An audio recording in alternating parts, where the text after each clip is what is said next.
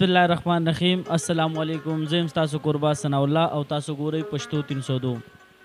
هیله لرم چې ټول به ټیک ټاک او د صحت په جامه به والو څنګه چې تاسو ته پته ده چې زمونږ پروګرامونه به په دې روژې په دې میاشت کې نه دي راغلي. تاسو به وایئ چې پښتو 302 والا چې کوم دین د دې پروګرامونه ولې نه راځي، د خپل چینل پرېښود کولې، نو داسې هېڅ قسم له خبره هم نشته. زموږ د پروګرامونو د نه راتلو وجه دا ده چې په کال کې دا واحد یوه میاشت دا شانته راځي چې دې کې د توبې دروازې کولاوي.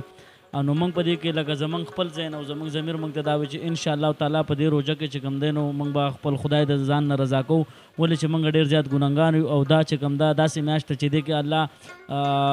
چې کوم دی که نه دې کې الله هر قسم له ګناهونه معاف کوي او د توبو دروازې کولاوي. نو دوستانو مینوالو، امید لرم چې تاسو به هم په دې میاشت کې چې کوم دی نو منځونه به کړئ، تلاوتونه به کړئ او روژې به هم نیولي او چې کوم دی نو ډېر ښه اخلاق به کړئ، زکاتونه به ورکړئ. نو زموږ د پروګرام نه راتلو وجه هم دغه ده چې دا زبرګه میاشت ده او په دې کې زموږ کوشش دا دی چې موږ پروګرام نه کوو. انشاءالله تعالی که د الله حکم شوی د اختر نه بعد به د کیمرې په سترګه به موږ تاسو ته ښیو. انشاءالله ډېر ښه پروګرامونه موږ ارینج کړي دي او خپل مینوالو ته به یې ډالۍ کوو. امید لرم چې ټول به ستاسو خوښېږي، ځکه پهله موږ په پښتو 302 باندې هم کار کوو، ډېر زیات محنت پا کوو او زمونږ کتونکي مینوال چې دي نو هغوی موږ ته په مسنجر باندې هم ډېر میسیج وکړو چې تاسو په دې روژه کې ولې دا شانته غلي شوي. نو هغوی ته خو به هم موږ دغه وي چې روره خبره دغه ده چې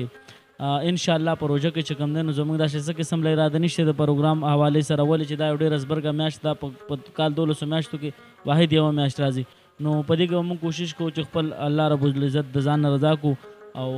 په دې کې خپل مور پلار ډېر زیات خیال ساتئ، ډېر زیات قدر ولې کوئ، ولې چې د هغې د زړه نه تاسو ته دوا وخوږي نو هغه دوا په دې زبرګه میاشت کې قبلېږي. او بعض تر داسې کېږي چې د روژه ماتي ټایم شي او نو د روژه ماتي د ټایم کې چې کوم دی الله رب العزت چې کوم دی پیل اسمان ته راکوز شوی او هغه خپل بنده ته وایي ته څه غواړې، چې څه قسم له انسان الله نه دوا کوي نو په دې ماښامي ټایم کې الله انډایرکټ قبلوي. ملګرو کتونکو، امید لرم چې پروګرام به ستاسو ډېر زیات خوښ شوی. د راتلونکي پروګرامه پورې خپل لور ثناء الله خان لور کې اجازت د کیمرمین زیب خان سره د لوی الله